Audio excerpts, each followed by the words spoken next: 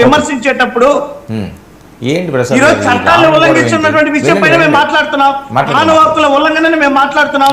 ప్రభుత్వ వైఫల్యాన్ని మేము మాట్లాడుతున్నాం. మాట్లాడదాం ఒక నిమిషం. ప్రసాద్ గారు, ఏంటి గమనాగమనం ఏంటి, ప్రశ్నారావణ ఏంటి, వీళ్ళ వెనకాతల పవన్ టార్గెట్గా ఒక నెట్వర్క్ నడుస్తుంది అని చెప్పి పోలీసుల విషయాల్లో తేలుతున్నదంటే చాలా వీడియోలు ఇవన్నీ కూడా వస్తున్నాయి. ఆవిడ కూడా బెంగళూరు నుంచి వాళ్ళు బళ్ళారి మీదుగా హైదరాబాద్లో ఆవిడ పెట్టిన మకాములు కానీ లేకపోతే వేరే వేరే డీల్స్ కానీ అన్నీ ఒకటొకటే వస్తున్నాయి. అసలు ఎక్కడి నుంచి ఎక్కడికి వెళ్తుంది ఈ కేసు? అరెస్ట్ చేశారా? పోలీస్ 17వ తారీఖున రమ్మన్నారు కదా. రమ్మన్న తర్వాత ఏమవుతుందో చూద్దాం. ఫస్ట్ థింగ్ ఏంటంటే సార్, ఇది గౌరవ న్యాయస్థానం పరిధిలో ఉంది. ఆయన మీద దేశద్రోహం ఉపా చట్టం పెట్టారు. ఈ ఫస్ట్ థింగ్ ఇక్కడ వైఎస్ఆర్సీపీఆ లేకపోతే తెలుగుదేశం అన్న దగ్గర నాకైతే జనసేన వాళ్ళు మొదటి నుంచి దీంట్లో ఎగేసుకుని మాట్లాడడం చూసాను తప్ప, ఆయన కూడా ఏళ్ళకి కౌంటర్ అవ్వడం తప్ప ఎక్కడ తెలుగుదేశం కానీ and as for as YSRCP కానీ ఎక్కడ యాక్టివ్ ఫ్రంట్లో లేదు. అంటే అంబటి రాంబాబు గారు ఏదో మాట్లాడిన దానికి నిన్న కాంట్రడిక్షన్ మీరు పెద్దిరెడ్డి గారు మాట్లాడింది చూస్తే, అలాగే కొడాలని మాట్లాడింది చూస్తే సంబంధమే లేదు ఒకరికొకరికి. సో ఒక పార్టీ డైరెక్షన్లో వాళ్ళు లేరు, వీళ్ళు తెలుగుదేశం అయితే చాలా ఏదో మా విజయకిరణ్ ఇక్కడికి వచ్చి మాట్లాడతారు కానీ పార్టీ డైరెక్షన్ ఉందేమో అంటే ఖచ్చితంగా ఉందని మాత్రం చెప్పలేడు. ఎందుకంటే ఏదైనా అవునండి, మాట్లాడు మీకు ఇవ్వలేదు ఎక్స్ప్రెషన్ చెప్తున్నాను, మాట్లాడు. హెడ్డింగ్ పెట్టుకోవడాక పర్లేదు, ఏం పర్లేదు, మీకు ఉపయోగపడుతుంది, పెట్టుకోండి. ఆవిడ ఎక్స్ప్రెషన్లు, ఆవిడ నవ్వులు మాకు అన్నీ తెలుసు. కానీ అసలు విషయం ఏంటంటే దీంట్లో ఫస్ట్ థింగ్ ఒక రాజకీయ పార్టీ మీద ప్రశ్నించడం అన్నది తప్పు అయితే, ఆయన సనాతన ధర్మం యాక్సెప్టెన్స్ అంటే సనాతన ధర్మం ఆయన ముందు మాట్లాడిన మాటలు తర్వాత సనాతన ధర్మం తీసుకున్న దానికి ప్రతిదీ కాంట్రడిక్షన్ ఉన్నప్పుడు ఎవరో ఒకరు ఎక్కడో దగ్గర నుంచి ప్రశ్నించారు. దాన్ని పవన్ కళ్యాణ్ గారికి ఆపాదించుకుని మాట్లాడడం అన్నది ఎంతవరకు సమంజసం? ఇవాళ ఒక సామాజిక వర్గంలో ఒక చర్చ కూడా జరుగుతుంది. ఇప్పుడు ప్రశ్న గమనాన్ని యాజ్ వెల్ యాజ్ రావణ్ని తీసేసిన తర్వాత ఎవరు రీప్లేస్మెంట్ వచ్చి ఎవరు తీసుకుని టేక్ ఓవర్ చేస్తారని అదే సామాజిక వర్గంలో. గమన సామాజిక వర్గం, రావణ సామాజిక వర్గం రెండు వేరు వేరువి. గమన ఈజ్ హ్యాపన్ టు బి ఏ సామాజిక వర్గం అందరికీ తెలుసు.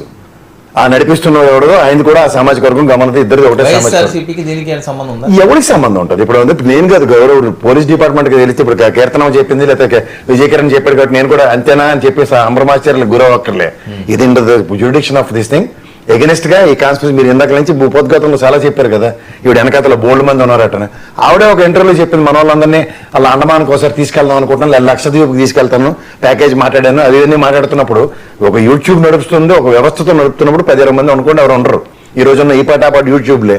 అలాంటి ఈ యూట్యూబ్లో ఒక ఫోకస్డ్గా పనిచేస్తున్నప్పుడు అండ్ దీని మీద ఖచ్చితంగా ఏదైనా ఉండొచ్చు. ఇప్పుడు ఉదాహరణకి సనాతన ధర్మం విషయంలో స్టాలిన్ గారి గవర్నమెంట్ ఉంది, ఆయన కర్ణాటక నుంచి ఆపరేషన్స్ వీళ్ళు చేస్తున్నారు అనుకుందాం, ఏమన్నా సహాయ సహకారాలు ఉన్నాయేమో. మీకు ఒక వీడియో మా వాళ్ళు చూపిస్తారేమో, వాళ్ళ భర్త ఇలా చేయి కోసుకుంటున్నాడండి. కోసుకుంటున్న వీడియో నిన్నంతా వైరల్ అయింది. అది నేను చూపించకూడదు, యూట్యూబ్లో చూపించట్లేదు. ఆపోజిట్లో ఒకరు వీడియో తీసి ఓ వికటాటహాసాలు చేస్తున్నారు. ఈయనని ఆయన పార్ట్నర్ ఎవరో అన్నది అది జరుగుతున్న ప్రచారం. సో ఇన్ని రకాలుగా షేడ్స్ ఉన్నాయని స్ట్రాటజీలు అవ్వచ్చు, లేదంటే ఇప్పుడు మనం చూడండి హారర్ సినిమాలో దెయ్యాలు ఉన్నట్టు చూపిస్తూ ఉంటారు. ఇవాళ యూట్యూబ్లో ఇవాళ ఒక్కొక్కడు ఒక్కొక్క టైప్ ఆఫ్ గిమ్మిక్లు చేస్తున్నారు. సో దాంట్లో ఇది పార్టీ పార్సల్స్ అవ్వచ్చు. కానీ వాళ్ళ హస్బెండ్ ఏమైనా హాస్పిటల్లో ఉన్నాడా తర్వాత అవన్నీ కనిపించట్లేదు. అదేగా అదే అనుమానం. వాళ్ళ హస్బెండ్ నిన్న మీరు మీ ఇంటర్వ్యూలో శ్రవణ్ కూడా చెప్పాడు, మొన్నటి దాకా నేను ఆవిడ ఫ్యామిలీకి సంబంధించిన మనిషి అనుకున్నాం, వాళ్ళ భార్య వేరే ఉన్నారట, అది నాకు తెలియదు. ఇప్పుడు ఎవరైనా వేస్తున్నారా, వాయిస్లు కూడా ఉన్నాయి ఆపోజిట్ లో. సార్ ఏదైనా ఉన్నాయండి సార్ భార్యాభర్తల మీద 190 ఉంటాయి. ఆ 190 పట్టుకుని ఇవాళ వీడియో తీశారు కాబట్టి అది మీకు దొరికింది కాబట్టి మీరు వేసి ఇతనికి ఎవరి క్యారెక్టర్ అందులో అసెస్ చేయాలి. ఆయన వాళ్ళ హస్బెండ్తో నాకేటి సంబంధం, ఆ అమ్మాయితో నాకేటి సంబంధం, మీకేటి సంబంధం. ఎటు డ్రైవ్ అవుతుందని ఎటు డ్రైవ్ అవుతుంది తీసుకెళ్లి బంగాళాఖాతం కలుపుతారు వీళ్ళందరూ. ఖచ్చితంగా వీళ్ళ దగ్గర దొరికిన ఇన్ఫర్మేషన్ కనుక యాంటీ సోషల్ థింగ్స్ ఏమైనా ఉంటే వీళ్ళు ఎవరు కాన్సిక్వెన్స్లను తప్పించుకోవడానికి ఎవరు తీసుమార్కనలు కాదు. ఫస్ట్ థింగ్ ఈయన మీద ఉపా చట్టాన్ని ఆపాదించిన తర్వాత కూడా నేను క్లియర్గా చెప్పదలుచుకున్నాను, ఉపా చట్ట పరివ్యూలోకి ఇతను వస్తాడో రాదా అని దగ్గర రేపు పొన్నవాళ్ళు గారు వాదించిన కిరణ్ బాగా చెప్పాడు. మీరు ఎవరితో తీసుకెళ్లి చంద్రబాబు నాయుడు గారిని 54 రోజులు కూర్చోబెట్టాడు. 4 రోజులు నువ్వు కొత్తగా లాయర్ అయ్యో, నువ్వు వెళ్ళి వాదించిన చంద్రబాబు గారికి హెల్త్ రీజన్స్ అంటే 4వ రోజు బెయిల్ వస్తుంది. అంచేత పొన్నవాళ్ళని లోతురాని ఎప్పుడు లెక్క కట్టిన అందరికీ తెలిసి ఇక్కడ ఏం జరుగుతున్నాయి పార్టీల పరంగా. అంచేత ఒక న్యాయ వ్యవస్థలో కొన్ని సర్టన్ జ్యూరిడిక్షన్స్లో ఎవరు ఎలా పనిచేస్తారన్నది అందరూ యాడ్ స్టిక్ పెట్టుకుని కొలుస్తూనే ఉన్నారు. ఎవరెవరికి ఏం సంబంధం లేదు ఈ విషయంలో. ఓవరాల్గా కనుక ఈ విషయంలో గమన అనే ఆవిడ ఒక మేబీ CEO అవ్వచ్చు ఆ ఛానల్కి. కొన్ని కంటెంట్లు ఎలా ఉంటాయంటే సార్ ఒక్కొక్క ఛానల్లో కొన్ని విధాలుగా ఉంటాయి. అందరూ 99 ఛానల్ ఉన్నట్టు న్యూట్రల్ ప్లాట్ఫామ్ చేయమని ఆవిడకి లేదు కదా. ఒక ఎజెండాతో ముందుకెళ్తూ ఉంటారు. అవును, నాకు ఇన్ఫర్మేషన్ ఆ రోజు మీరు వెళ్ళారు కదా ఏలూరు, ఈ కనిపించింది అప్పుడు కనపడలేదండి, ఈవిడేం రాలేదు అక్కడికి? అదేం కనపడలేదు నాకు. సర్ప్రైజింగ్ ఏంటంటే ఆయన నాతో పాటు ఇంకా 4 యూట్యూబర్స్ కూడా పిలిచాడు, యూట్యూబ్ వాళ్ళు కూడా వచ్చారు, ఛానల్స్ వాళ్ళు కూడా. అక్కడ మాట్లాడింది ఓన్లీ రావనే. అసలు సర్ప్రైజింగ్ ఎలిమెంట్ అంటే ఇందాక మా మిత్రుడు ఒక మంచి వీడియో చేశాడు, మంచి బిర్యానీ తయారు చేసుకుని జరాస్త్రం బ్రహ్మాండంగా తిందామని దగ్గర. ఇవాళ అతని పరిస్థితి ఎలా ఉందంటే బయటకు వచ్చిన సభా బంధువులు హిందూ అని డిక్లేర్ చేశాడు. ఓ పక్కేమో అక్కడ దళిత క్రైస్తవులు ఓన్ చేసుకునే దగ్గర డిజోన్ అయ్యారు, ఇవాళ హిందువులు డిజోన్ చేసుకునే పరిస్థితి ఉంది. ఇవాళ మీరు జరాశ్రవణ్ అనే క్యారెక్టర్ని బిగినింగ్ నుంచి చూసుకోగలిగితే ఆయన ఆ ఛానల్లో ప్రవర్తించిన తీరుతెన్నులు ప్రభుత్వం మీద ఈ రోజు కూడా దస్తగిరి కేసులాడి వాదిస్తున్న అతను ఏ విధంగా ఎవరి గురించి తెలియకుండా వెళ్ళాడంటే నాకైతే ఆశ్చర్యంగా ఉంది. ఆయన ఇంటర్వ్యూ నిన్ను చూస్తే నాకు ఆశ్చర్యం వేసింది. He doesn't even aware of it, Ravan గురించి నాకు తెలియదు అన్నాడు. It's a surprising thing for me. ఎందుకంటే నాకు కార్లు ఇచ్చినప్పుడు, పూలు చెల్లించినప్పుడు అవేవి తెలియకుండా ఏర్పాట్లు జరిగితే, సో ఇవన్నీ కేటగారికల్ గా కొన్ని జరుగుతున్నప్పుడు జరిగిన దానికి పర్యవసానాల్లో ఈయన దగ్గర నుంచి కేసు తీసుకోవడం కూడా క్లియర్ గానే ఉంది. ఎందుకు ఉపా చట్టం పెట్టేదాకా జరాశ్రవణ్ గారు నిన్న చెప్పిన దాంట్లో మీ ఇంటర్వ్యూలోనే చాలా కేటగారికల్ చెప్పాడు, it is my responsibility take him back. ఏది ఆ సభకు సంబంధించిన కేసులు 4 అతను పోరాడాడు, సక్సీడ్ అయ్యాడు.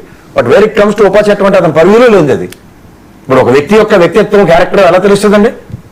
సో ఆ క్యారెక్టర్ అసాసినేషన్ లోను క్యారెక్టర్ విషయాలు తెలుసుకోకుండా గుడ్డొచ్చేళ్ళ పడినట్టు ఎవరితో పడితే వాళ్ళు డీల్ చేయడానికి ఇక్కడ ఎవరికి అవకాశాలు లేవు. సో అని చేత ఒక smart move of both ends అని చెప్పొచ్చు. ఇవాళ ఆయన అసలు ఈ వైఎస్ఆర్సీపీ అనేది పొన్నవాళ్ళు గారికి ఆ కేసు ఇవ్వడం అనేది ఇట్స్ అనదర్ సర్ప్రైజింగ్ థింగ్. ఎందుకంటే ఇతన్ని పరంగా చూసుకుంటే అతను మొన్నటిదాకా చేసిన అన్ని వీడియోలో కూడా వైఎస్ఆర్సీపీని కూడా ఇలాగే డిజైన్ చేసుకుంటూ హ్యూమిలేట్ చేస్తున్న వీడియోలు ఉన్నాయి.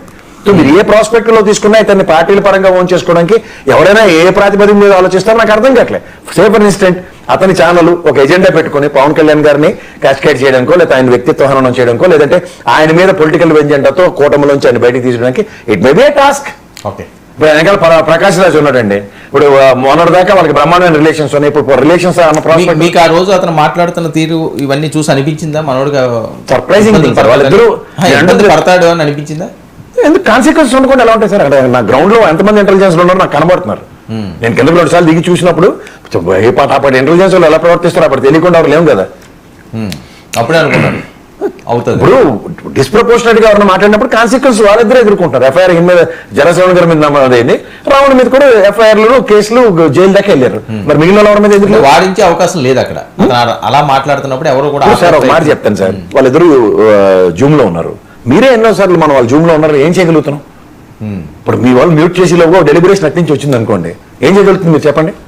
ప్రయత్నం అనేది ఉంటుంది, కానీ కాన్సిక్వెన్సెస్ అట్రిబ్యూట్ అవుతున్నప్పుడు. ఇప్పుడు ఇంకోటి ఏంటంటే సభా మర్యాదల ప్రకారం వాడు చేతి నుంచి మైక్ లాక్కోరు.